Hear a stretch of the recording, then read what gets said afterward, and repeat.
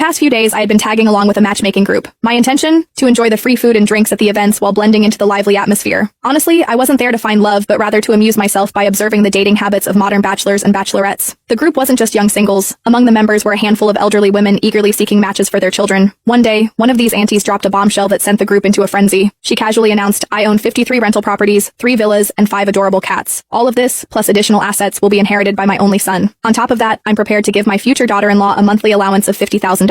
The chat erupted with messages from women of all backgrounds vying for her attention. Questions flooded in, asking if her claims were true. With confidence, she affirmed the legitimacy of her statement, but then she added, "There's just one condition. My son is in a vegetative state. I hope his future wife will not mind." Silence fell over the group like a heavy curtain, but I couldn't help chuckling. To me, this sounded like a golden opportunity wrapped in a velvet bow. I had already decided long ago that marriage wasn't in my plans. Why bother tying myself down? Life was better lived on my own terms. But if marrying a man in a vegetative state meant financial freedom, that didn't sound too bad at all. I, Stella Greer, had one great love: money. Without hesitation, I sent her a message in the group chat. "Why would I mind? Your son is clearly my destined sleeping prince." The group exploded in laughter and applause. Messages poured in, calling me bold, funny, and even shameless. I didn't care. To me, it was all worth it. Moments later, the auntie messaged me privately. "Are you being serious? Do you actually want to marry my son? Or are you just joking?" "Of course I'm serious." "Why?" "Because of money," I replied bluntly. There was no point in sugarcoating it. I was in it for the fortune. She fell silent, and I assumed I'd blown my chance. But then to my surprise, I received a transfer notification. She had sent me $500 as a travel allowance and invited me to visit her at Villa 8 in Starlight Bay, located in Crescent Gardens. She promised a warm welcome. Crescent Gardens was the most exclusive neighborhood in the city, with villas averaging over $1 million.